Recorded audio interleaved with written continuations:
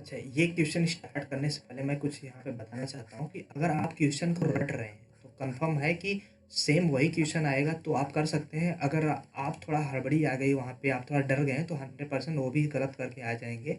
तो मैं आपको रटना नहीं बता रहा हूँ, मैं आपको सिखा रहा हूँ कि आप कैसे सीख सकते हैं ताकि वो हमेशा परमानेंट आपके पास रहे। आप उसको कभी भी किसी भी एग्ज़ाम में पूछे या फिर कभी भी आपके दिमाग में आप उसको सही-सही आंसर बता सकें। तो उस तरीके से आप समझ के आप करिए, 100% सिलेक्शन आपका निमसेट में होगा। आओ देखते हैं यहाँ पे, ये बोल रहा है क्वेश्चन नंबर जो शायद 9 या 10th होगा, नॉट श्योर। तो इसमें बोल रहा है कि which of the following is a volatile memory. अच्छा, वोलेटाइल मेमोरी का मतलब क्या है? मैंने देखो मेमोरी में मैंने जब एक्सप्लेन कर रहा था, देखो मेमोरीज कितने क्वेश्चन, 3 क्वेश्चन आ चुके हैं 2007 में। ये तीसरा मैं क्वेश्चन बताने जा रहा हूँ मेमोरी का। तो मेमोरी के जब तीसरा क्वेश्चन मैं बता रहा हूँ, तो मैंने उसमें जब एक्सप्लेन किया था कि वोलेटाइल जो था मेमोरी कौन है और नॉन वोलेटाइल मेमोरी कौन सा है। अच्छा, थोड़ा सा मैं एक्सप्लेन कर दे रहा हूँ, लेकिन अपने से जितना ज़्यादा जा सीखोगे वो आपके लिए ज़्यादा ही अच्छा होगा। मैं बस आपको एक रास्ता बता दे रहा हूँ, उस रास्ते पे चलना आपका काम है। मैं तरीका बता रहा हूँ आपको पढ़ने का। देखो मैं बस, मुझे इतना आइडिया नहीं था कि ये वोलेटाइल पूछेगा मेमोरीज क्या। मैं आपको बस उस टाइम बता दिया था, जब देखो पहला वीडियो मेरे देखोगे उसमें मैंने बताया था कि नॉन वोलेटाइल मेमोरी कौन सा है। मैं ये भी बोला था कि वोलेटाइल नॉन वोलेटाइल थोड़ा समझ लेना अपने से, ये होता क्या है। तो देखो आज ये क्वेश्चन पूछ लिया और मुझे ये आइडिया नहीं था कि मैंने जब क्वेश्चन पेपर देखा तब मुझे पता चला, अच्छा ये क्वेश्चन तो आया हुआ है। तो इसीलिए मैं जो गेस करके बता रहा हूँ कि ये सब पढ़ लो, ये सब कर लो, देखो कितना ज़्यादा इंपॉर्टेंट है। आ सकता है तो बात मानो, जो मैं बोल रहा हूँ उसको करो। अगर आपको सिलेक्शन चाहिए और अच्छे लेवल का आपको पैकेज चाहिए, एनआईटी के थ्रू आपको कॉलेज चाहिए, तो 100% ये तो करना ही पड़ेगा। चलो आओ देखते हैं दूसरा क्वेश्चन, ये वाला। इसमें कह क्या रहा है कि वोलेटाइल मेमोरी कौन सा है। तो पहले थोड़ा समझते हैं वोलेटाइल नॉन वोलेटाइल मेमोरी क्या है। जैसे मान लो ये मेरे पास क्या है, एक कंप्यूटर है। तो ये मेरे पास एक कंप्यूटर है। इस कंप्यूटर में मेरे पास एक बैटरी है यहाँ पे। अब बैटरी के थ्रू यहाँ पे पावर चल रहा है। पावर चल रहा है तो कोई भी यहाँ पे कीबोर्ड से अपना टाइप करके कुछ भी कर रहा है यहाँ पे बैठ कर आराम से। तो जब ये पावर इसको दे रहा है तो ये सब कुछ भी अपना कर रहा है, काम हो रहा है। अब सोचो कि अगर मान लो इसने सी प्लस प्लस की कोई कोड लिखी या फिर सी लैंग्वेज का कोई कोड बनाया, जो कोड बनाया उसका जो फाइल था C plus plus dot extension लगा के उसने एक मेमोरी में सेव कर दिया। अभी ये कौन सा मेमोरी में किया है?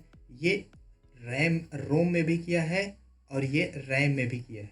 ठीक है, दोनों में किया है, रोम में भी किया है, रैम में भी किया है। तो अब देखते हैं होता क्या है।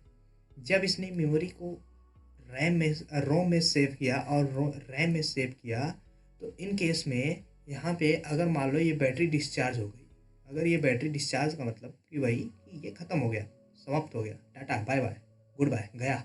Sorry sorry sorry sorry sorry. In case में क्या होगा कि ये स्विच ऑफ हो जाएगा, ये जो डेस्कटॉप है स्विच ऑफ हो जाएगा।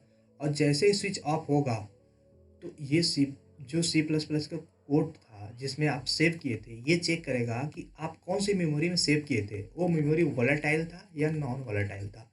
अगर मेमोरी वोलेटाइल होगा तो जब स्विच आप दोबारा खोलोगे, स्विच ऑन करोगे ये लैपटॉप कंप्यूटर को, तो ये वहाँ पे कंप्यूटर से जो मेमोरी थी जहाँ पे सेव किए थे सी प्लस प्लस की फाइल, ये वो डिलीट हो चुकी होगी, वहाँ पे होगी ही नहीं।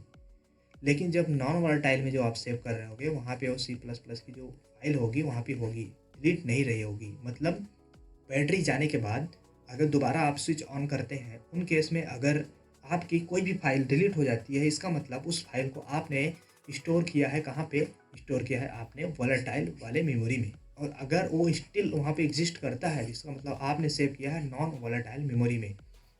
तो बस आपको समझना है कि वोलेटाइल मेमोरी क्या होती है, नॉन वोलेटाइल मेमोरी क्या होती है। तो ये जो प्राइमरी मेमोरी होती है, प्राइमरी मेमोरी में भी डिवीज़न होता है ना कि ये मेमोरी कौन सा है, ये मेमोरी कौन सा है, ये तो प्राइमरी सेकेंडरी ऐसे बहुत सारे मेमोरी होते हैं। तो उसको आप, मैंने एक चार्ट बताया था वहाँ पर आप ये देख सकते हैं कि कौन सा मेमोरी किसके अंडर में आता है। तो ये जो रैम है ना, ये होता है क्या? वोलेटाइल। तो ये बहुत ही ईजी है, बस समझना। आप एक बार बस उस चार्ट को समझ के याद कर लीजिए, वोलेटाइल कौन सा है, नॉन वोलेटाइल कौन सा है, कौन से मेमोरी किस काम में आता है। ऐसे मतलब थोड़ा थोड़ा नोट्स बना बना के कर लीजिए। मेरा श्योर है 100% आप अच्छा करके आएंगे कंप्यूटर वाले पार्ट में। चल झूठा। अच्छा, मैं सजेस्ट भी कर दूंगा, आप मतलब कोई भी हेल्प चाहिए किससे भी रिलेटेड, मैंने वो चीज़ फेस किया है तो मुझे पता है क्या सी चीज़ें फेस कर सकते हैं और कौन सी चीज़ों को करने से आपका अच्छा हो सकता है। कोई भी क्वेश्चन हो, कोई भी दिक्कत हो, पूछिए आराम से, कोई प्रॉब्लम नहीं है। बस मेरा मकसद ये है कि मैंने जो प्रॉब्लम फेस करा है स्टार्टिंग में, मैंने कैसे स्टार्ट करके छोटे छोटे कोडिंग को करके आज मैं जो सॉफ्टवेयर इंजीनियर बना हूँ, कैसे मेरा एक फेज़ था, मैंने कैसे स्टार्ट किया था कि मुझे ए प्लस बी की कोडिंग नहीं करने आती थी, मुझे प्रिंट नहीं करने आता था, एक प्राइम नंबर का कोड नहीं लिख पाते थे। तो कितनी छोटी-छोटी चीज़ें मुझे नहीं आती थी और मुझे उतना अच्छा रिसोर्सेज़ भी नहीं मिलता था। तो मैं सोच रहा हूँ कि एक ऐसा प्लेटफ़ॉर्म बना दूँ, जहाँ से एट लीस्ट कोई भी स्टार्ट हो, कोई भी चाहे वो चाहे बीएससी लेवल का हो या फिर वो बीसीए किया हो, लेकिन उसने अच्छे से कोडिंग नहीं किया हो बीसीए में, या फिर वो बीएससी आईटी हो लेकिन फिर भी इसमें उसने अच्छे से कोडिंग नहीं किया हो, बीएससी बायो हो, मतलब ऐसा कोई भी बैकग्राउंड का हो, अगर मेरे चैनल पे आके अगर वो अच्छे से सारे वीडियो को फॉलो करता है, तो मैं नहीं कह रहा हूँ कि नहीं वो एकदम अच्छा कोडर हो जाएगा, सब कुछ करने लगा, मैं ये नहीं बोल रहा हूँ। लेकिन मैं ये बोल रहा कि हाँ, उसका एक लेवल ऑफ अंडरस्टैंडिंग हो जाएगा, जिससे अब वो खुद से कोडिंग को समझ के कर सकता है। अब अपना अगर मेहनत थोड़ा-सा लगा दे, तो वो बहुत अच्छा कर सकता है। बस उसके मेहनत के ऊपर है, गाइडेंस तो मैं बताता रहूँगा। बस स्टार्टिंग कहाँ से करना है, क्या पढ़ना है, वो चीज़ें यहाँ पे मिल जाएगा। बस आपको वहाँ मेहनत करके आपको ऊपर जाना है। मतलब मान लो आपका ये पीक है, ये आपकी सीढ़ी लगी है यहाँ पे जाने के लिए।